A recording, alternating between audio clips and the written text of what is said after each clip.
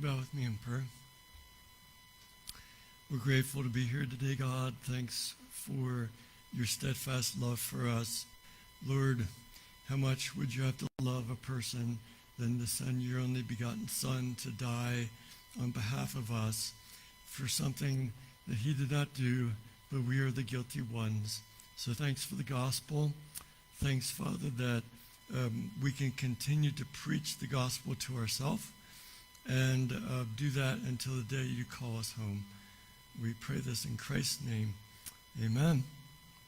Well, as promised, today is part 2 of Operation Restoration. So last week, we focused from Ezekiel, the ancient text, on the land of Israel.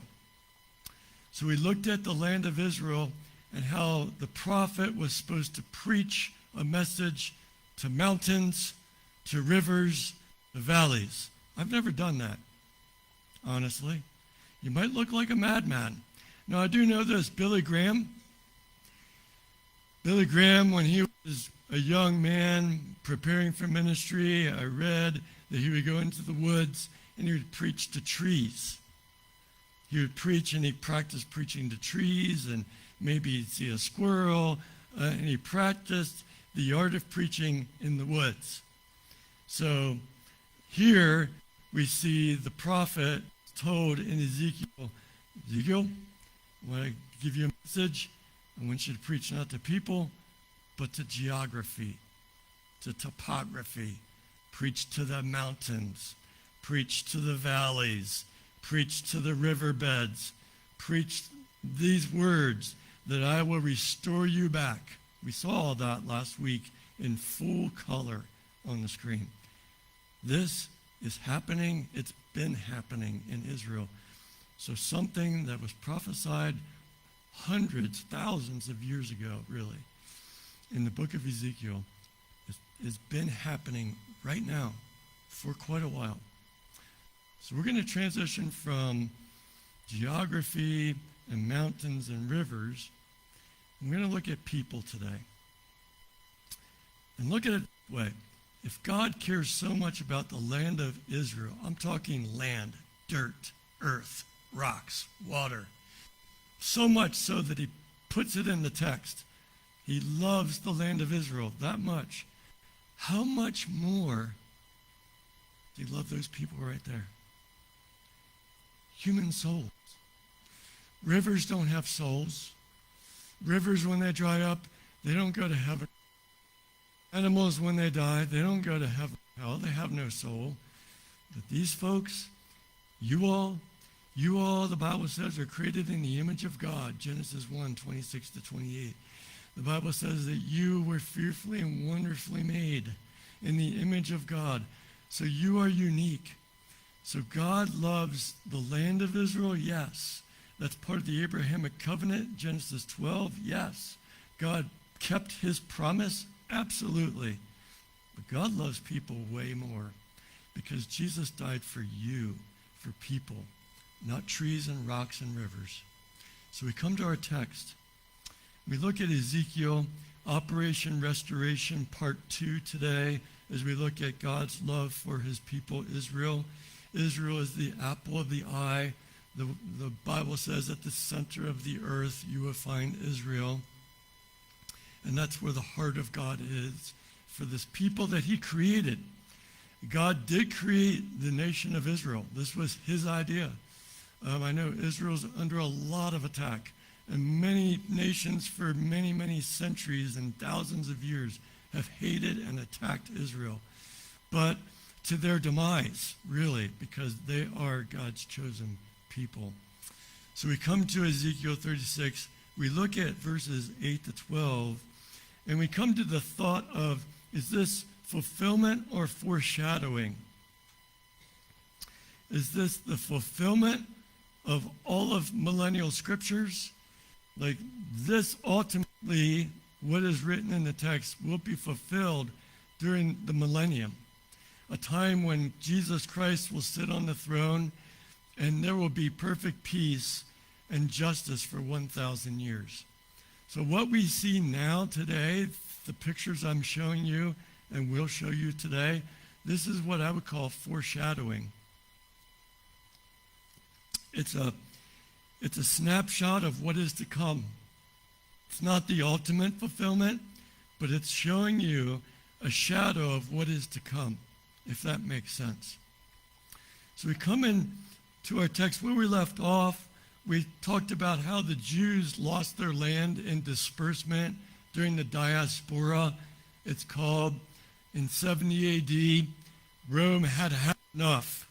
We're done with this troublesome Judea, this Palestine is what they actually named it. They gave it the name Palestine that we use today. Some of us do. We call it that from the Roman time. So they sent General Titus down from Rome.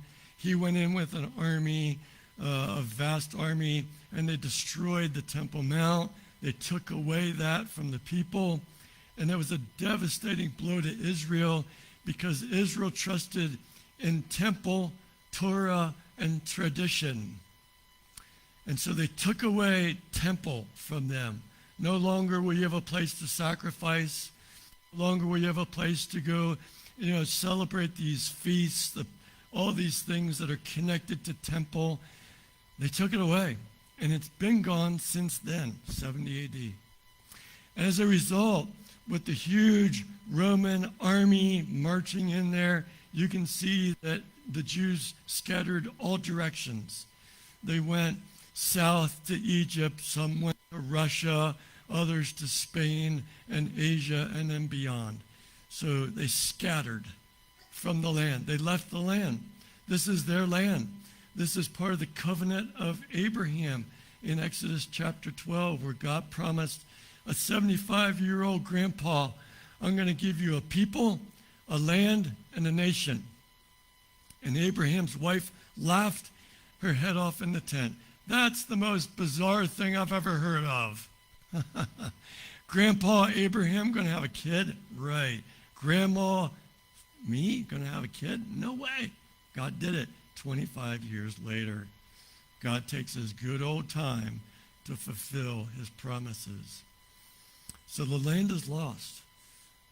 So the question becomes, for our text today, is it possible that millions of scattered Jews could come back to a homeland that they don't have, to cultivate a land that's totally barren, to unify these dispersed millions of Jews to speak the same language, Hebrew, have the same culture and beliefs as their ancestors did some 2,000 years ago? And the obvious answer is no way is that possible. Think about that. You've been gone from your land for almost 2 millennia, and you're going to just be drawn back to this land by God to pull you back to a land that's absolutely barren. Remember what Mark Twain said when he took a trip in the mid-1800s? It's a total wasteland. We barely even saw a human being the entire time we were traveling. Even the deserted areas were sparse in cactus, and they thrive in that environment. So Twain wrote a whole book about this. It was like, there is no reason for you to get on a plane or a boat and go to Israel, because there ain't nothing here to see. That's Mark Twain. So why would millions of Jews get on a boat or a plane and come back to that? And the only answer to that is the Bible says so in our text today. The people are coming back. God will restore his people once again.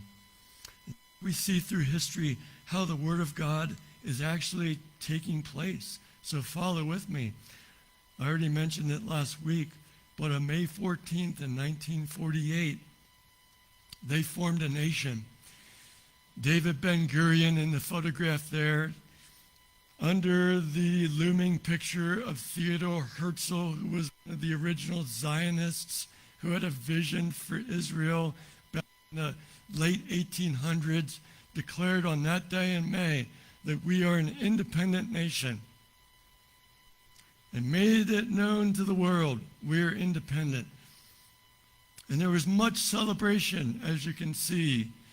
People were rejoicing. This is exactly what was prophesied so many years ago, that I'll give you a people, I'll give you a land. They did, they got it. And now I'll make you a nation. So in 1948, you see this happening. Scripture jumps off the pages. And you can see God doing his work. And the celebration was short-lived. It was great. It was passionate. It was joyful. Short-lived. Because soon thereafter, 5 Arab nations in a coalition attacked Israel. And so you see there was a war for independence. And no one in Vegas, if this were a gambling thing, would put their money on Israel surviving this. Because there's just no way they can survive 5 Arab nations attacking them and still maintaining your independence. But, and you can read a book about it, God, through his providence and through his wisdom and through his power, they prevailed. And they survived these attacks. And so they continue to this day to be an independent nation who is now thriving more than ever before since 1948. They fought for their independence. They won the land. But now the land needs the Jews. And that's where we come to our text. The Bible says that land is there. It's ready. Preach to the mountains. He did that. Now in our text in verse 8 of chapter 36, once again, I'm going to be talking to the mountains. But you, O mountains of Israel, shall shoot forth your branches and yield fruit for what purpose? To my people Israel, for they will soon come home. So the land has to be ready, and then the people are going to be coming back in the droves. They'll be coming back. But the land must be ready. We talked about that last week. So the Jews have a relationship with their land. They do. They love their land. They love the nation. They love the heritage that's connected to the land. It's an ancient piece of property. It's bequeathed to them by God. The land is central to Judaism and dates back 3,200 years or more. The land was promised by God to them. This is a photograph of Jews who make aliyah. It's the Hebrew word to go up. It's called the ascent from the book of Psalms. David said, I go up, I go aliyah to the temple of God. I go up. When they get off the airplane, it's not uncommon to see them. First thing they do, walk down the steps of that airplane. They go down, they bend onto the ground, and they kiss the ground of Israel. They love the land of Israel. They weep. They rejoice the fact that they're back in their homeland. But God said, I will gather them together. And so they call it the Aliyah, where they come back to the land of Israel. You can see verse 8 being fulfilled right before your very eyes in 2024. And you can go back 10, maybe 15 years and see this in full force, where people are coming back. So what is Aliyah? It is the regathering of Israel. It is from Psalms 120.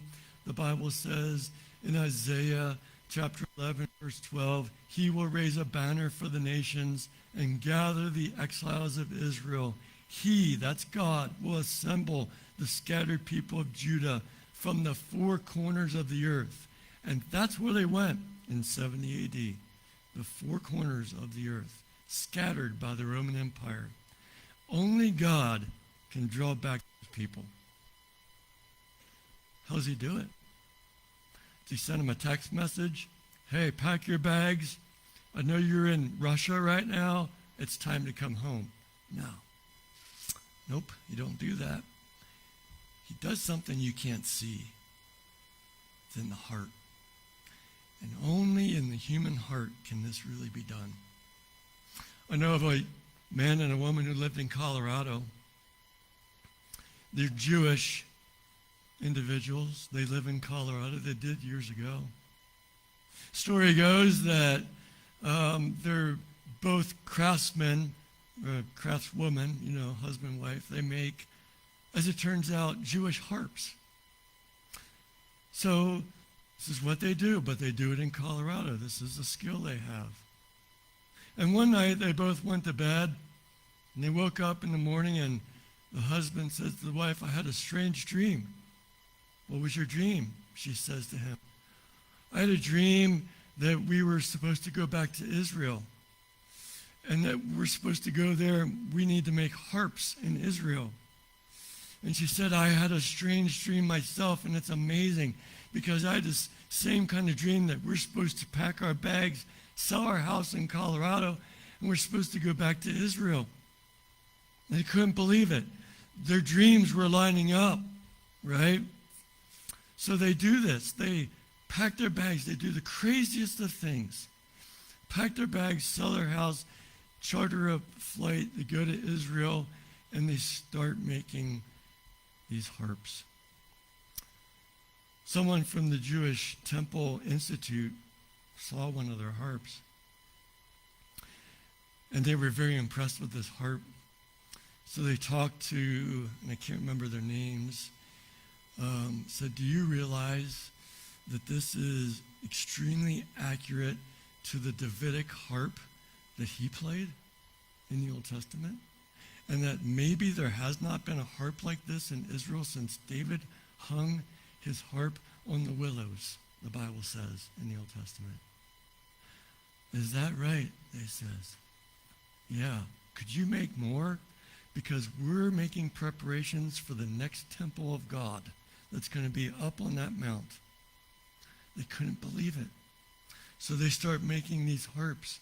Stories like this, but these are not text messages God sends. He don't send letters out. It's in the heart. How's God going to do verse 8? He's doing it through things like that, dreams, Holy Spirit moving in people's hearts to call them back. And there's been various aliyahs throughout history. Here's a list of them. There's magic carpet aliyah, and these are dated from earliest to later on. Exodus, essay, one called Moses, Nehemiah, there's one Ezra. And in the year 2017, 27,000 Jews made the trip back. So they're continuing to come back to the land. So verse 8, even up to 2017, even up to today, 2024, they're getting on planes. They're leaving forever their home in Russia, Spain, Asia, America, and they're done, and they're going to live the rest of their days in Israel. And there's a group of them right there from 2017. Verse 8 is being fulfilled before your very eyes. I find that fascinating. I find that amazingly encouraging that the Word of God, even though was written, this text written a long, long time ago, God is busy fulfilling it on his timetable. So they're coming back. And where are the Jews? They're spread all over the globe. You can see some of the major spots that are bolded. You have United States. You have Russia, lots of Jewish Russians. You have down in South America, they're in Argentina, making their way back. A large population, interestingly, in Australia, you see. And in France, they're all coming back from these places, coming back to Israel forever. They're making the trip. The Bible says not just people are coming back, but if you look in Ezekiel 36, let's bump over to verse 33 to 36. We didn't read this today.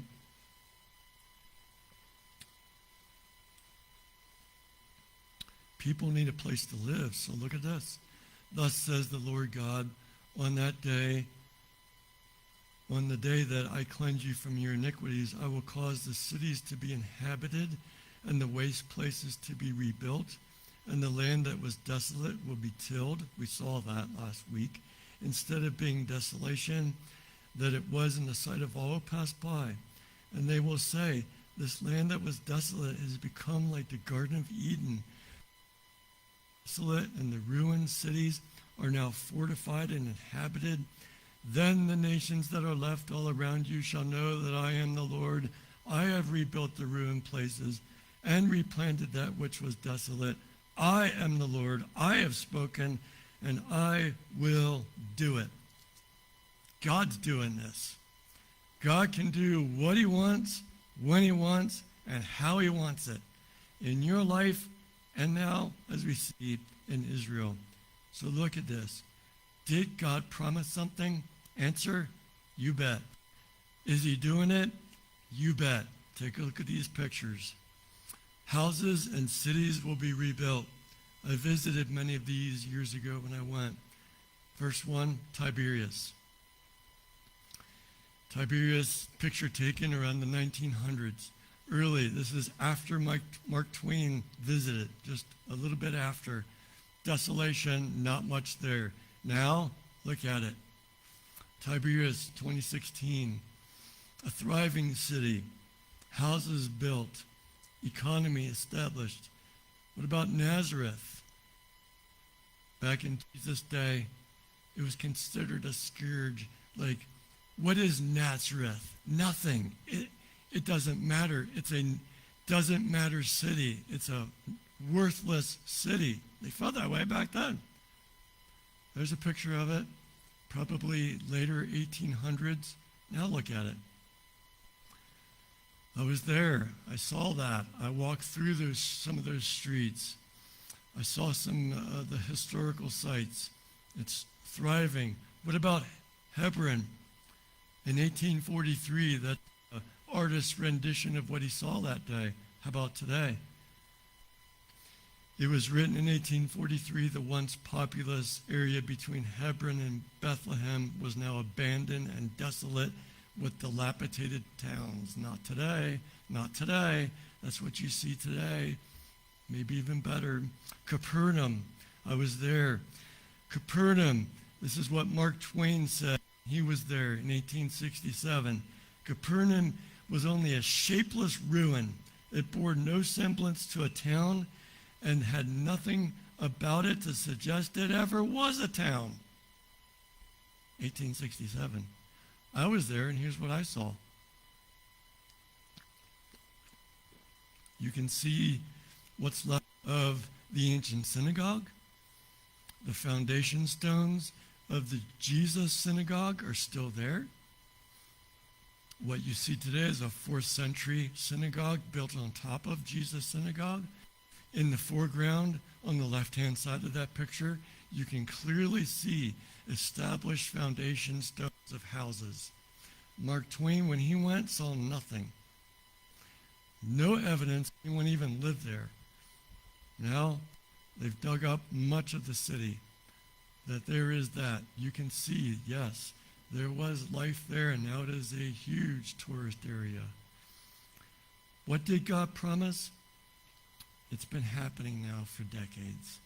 Rebuilding. I will cause, the Bible says. I will. God is the great mover in your life as well. Notice in verses 25 to 36, bump back. Look in verse 25. We look at the Jewish heart. What is God doing in the human heart? The Bible says in the text, I will sprinkle clean water on you. You will be clean from all your iniquity and from all your idols. I will cleanse you. Look how many times the word I is used. And I will give you a new heart and a new spirit. I will put that inside of you. I'll remove the heart of stone from your flesh and give you a heart of flesh. And I will put my spirit within you and cause you to walk in my statutes and be careful to obey my rules. You'll dwell in the land that I gave your forefathers. You'll be my people, and I will be your God. And it just goes on and on and on. Circle how many times the pronoun I is used as a reference to God. What is the reason this is happening? God. God. I will do this. I shall do this. I am doing this right before your very eyes. And so many Christians don't even know this. That this is being a foreshadow fulfillment of what is to come. Just a foreshadowing. So what is happening in the people's hearts? Well, in 1957, a group of Messianic Jews applied to register as the first Messianic community in Israel. That is a beginning. An Israeli Messianic community. What does those words mean? It means these are Jews who trust Jesus Christ as their Savior. That's Messianic Jew. Israeli Messianic community. They started extremely small. There wasn't many of them in 1957, but they were there, and they became recognized as such.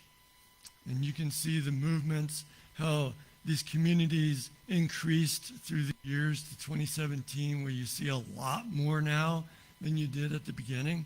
So the word of God is spreading, the gospel is spreading in Israel. People are getting saved.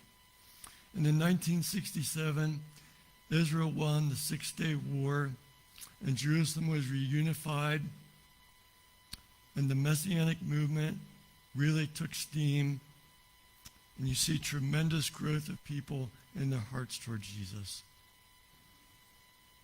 I have a friend, his name's Frank, and for years he took trips to Israel, and he'd always team up with a national Israeli. Her name was Sippy. I met Sippy when I went. I went with Frank, and I've always wanted to go to Israel. So I went, and I remember him telling stories about Sippy. She's Jewish, but she's not a Christian, so she's not Messianic Jew. They reject Jesus Christ as God. They don't believe in that. So they only read their Old Testament, not the New. They don't have time for those 27 other books. But he's been witnessing to Sippy for years, because Frank's been going to Israel. He might have taken 20, 25 trips to Israel. He knows it like the back of his hand. He knows it that well. And he always takes Sippy with him, because Frank's the Bible teacher, and she's the one who has on the ground. She lives in Israel. She knows Israel. She handled that piece of it, and he and her together become a dynamic duo. It was so much fun to see. And he was telling me that over the years, her heart has softened towards the gospel of Jesus Christ. That he can see traction in her heart with the gospel. But it's taken a long time. The thing that's amazing about God is that he can change a person's heart just like that. That he can change the human heart. And that's where we land the plane this morning. Talk about the human heart. Talk about what does this mean to your life? That God can do as he pleases in your life. That God, number one, keeps his promises. He keeps his promises. Now, granted, he takes a lot longer to keep those promises. How would you like it, kids, if your mom and dad said, hey, we're going to go to Kennywood. Yeah, that's awesome. You know, we can't wait. I love cotton candy. Let's ride them roller coasters. Man, I can't wait. When are we going to Kennywood? In 25 years, we'll go. What now? You said 25 hours? No, I said 25 years. We'll go to Kennywood. I promise you that. Now, God didn't tell Abraham that when he met with him outside the tent, and he says, I'm going to give you a child. He didn't tell him how long that was going to take. Abraham must have been thinking, great, we'll start having a kid here probably in a week or two, you know, that we'll get this thing going. Nope, 25 years. But you didn't tell me that, God. No, I didn't tell you that. I didn't tell you the timetable, did I, Abraham? I made a promise. So, Abraham, do I always keep my promises? Answer, yep. Have I ever broken one single promise? Cover Bible. Answer, nope, never. And you know that. The thing we don't like is how much time it takes God to keep them their promises. We don't like that. Because we're McDonald's, fast food, I want my food now, drive-through kind of Christians. Give it to me now. I see a promise, I pray it, give it to me now. I want my burger, my fries, and my Coke in the next 62 seconds. Thank you very much. God does not work that way. He does not work that way. Look at Ezekiel 36. Look how many centuries, thousands of years it took him to finally do all this stuff. We hate that part about God, don't we? We do. We do. If we were God, we'd do it right now. Get it done. God does not operate that way. Does God keep his promises? Yes, he does. But he takes his time. And lastly, something that's obvious, God is great at changing human hearts. God is great at changing human hearts. He is. You've been praying for somebody that they would get saved. How long? A year? 10 years? 20 years? You've been praying? You've been praying about your kids. Who doesn't? Who has kids doesn't pray for them? One of our prayers early on for our children was, God, would you please save their souls? Would you please do a work in their heart that they might trust Jesus as their Savior? And we prayed that for every one of our kids. For some, it happened sooner than later. Others, it happened later. Not as quickly as I wish. And they all trusted Jesus as their Savior. Then they grow up and they get older. They're preteen, they're teen, driving you crazy sometimes. You're praying for them. Lord, draw their heart back to God.